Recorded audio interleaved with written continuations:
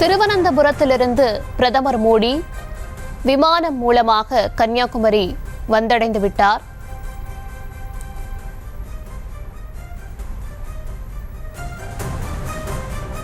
கன்னியாகுமரியிலிருந்து car மூலம் அகத்தீஸ்வரம் செல்கிறார் பிரதமர் மோடி. விவேகானந்தர் கல்லூரியில் நடைபெறக்கூடிய தேர்தல் பிரச்சார கூட்டத்தில் அவர் உரையாற்ற இருக்கிறார். பிரதமர் வருகையை முன்னிட்டு அங்கு பலத்த போலீஸ் பாதுகாப்பு போடப்பட்டிருக்கிறது. ராஜேஷ், தொடர்ந்து விவரங்களை வழங்கலாம். வணக்கம். கன்னியாகுமரியில் நடைபெறக்கூடிய இந்த பொதுக்கூட்டத்தில் பங்கேற்பதற்காக பிரதமர் நரேந்திர மோடி அவர்கள் தற்போது வந்து கொண்டிருக்கின்றார்.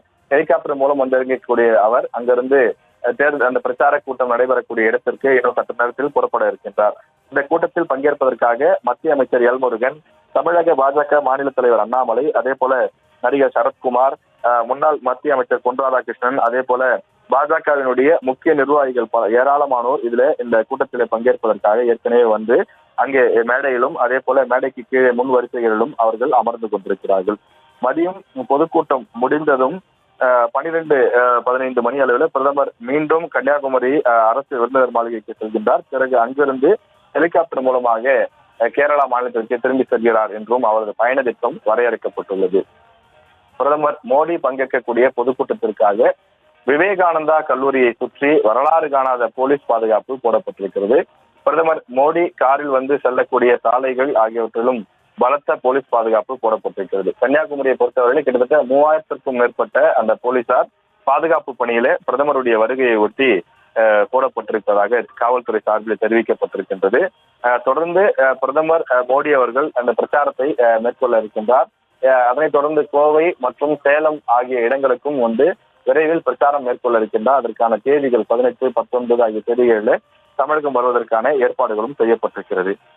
இந்தியாவின் பல மாநிலங்களிலும் பாஜக இதுவரை நாடாளுமன்ற தேர்தலில் வெற்றி பெற்றிருக்கக்கூடிய நிலையில தமிழ்நாட்டில் இந்த முறை எப்படியாவது கால் பதிக்க வேண்டும் என்பது பாஜகவினுடைய ஒரு முக்கிய குறிக்கோளாக இருக்கிறது. எனவே பாஜகவினுடைய அந்த வாக்கு சதவீதத்தை அதிகரிப்பதற்காகவும் வெற்றி கனியை பறிப்பதற்காகவும் பாஜக மேலிடம் தொடர்ந்து பல்வேறு முயற்சிகளை மேற்கொண்டு வருகிறது. அந்த வகையில் பிரதமர் நரேந்திர மோடி அவர்கள் பங்கேற்கக்கூடிய பிரச்சார கூட்டங்களுக்கு தமிழகம் முழுவதும் பல முக்கிய இடங்களில் ஏற்பாடுகள் செய்யப்பட்டிருக்கிறது.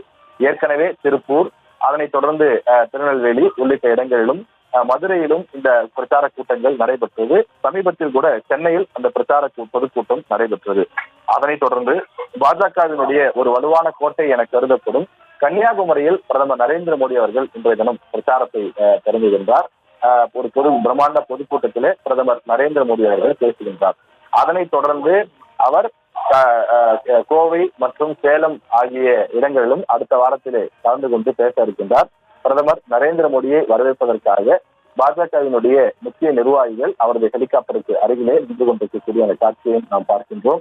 இன்னும் சற்று நேரத்தில் இந்த ஹெலிபேட் இந்த இடத்திலிருந்து கார் மூலமாக புறப்பட்டு அருகில் இருக்கக்கூடிய பிரச்சார பொதுக்கூட்டம் நடைபெறக்கூடிய இடத்திற்கு பிரதமர் நரேந்திர மோடி அவர்கள் செல்ல இருக்கின்றார். அங்கே சென்று சுமார் 1 மணி நேரம் நடைபெறக்கூடிய அந்த பொதுக்கூட்ட நிகழ்ச்சியில் அவர் பங்கேற்பார். அங்கே தொடர்ந்து பாஜகவிற்கு ஏன் வாக்களிக்க வேண்டும், பாஜக அரசு செய்திருக்கக்கூடிய சாதனைகள் உள்ளிட்ட விஷயங்களை எல்லாம் அவர் பட்டியலிட்டு பேசுவார் என எதிர்பார்க்கப்படுகின்றது.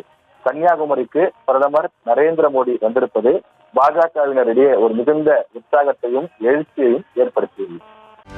செய்திகளை உடனுக்குடனும் துல்லியமாகவும் தெரிந்து கொள்ள சப்ஸ்கிரைப் பண்ணுங்க.